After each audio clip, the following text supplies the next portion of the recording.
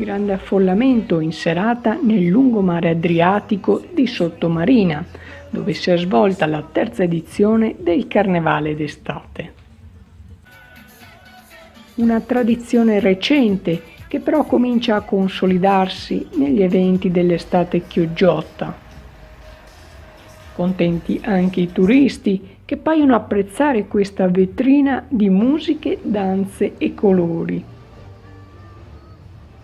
Molti i carri che hanno preso parte alla sfilata, giungendo dal veneziano e dal padovano.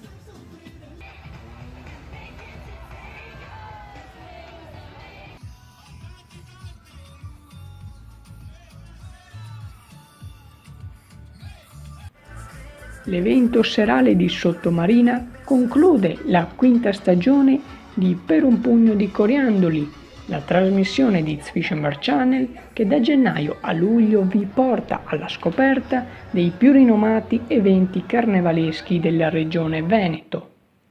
Ma non disperatevi perché la nuova stagione è già alle porte, con il primo evento domenica 13 gennaio 2019 alle 14. Per tutto il resto vi ricordiamo che la replica di questo carnevale sarà trasmessa su Premium 2 giovedì alle 14 e che potete trovare la fotogallery e gli extra sulle nostre pagine social. Zwischer Channel News, Sottomarina.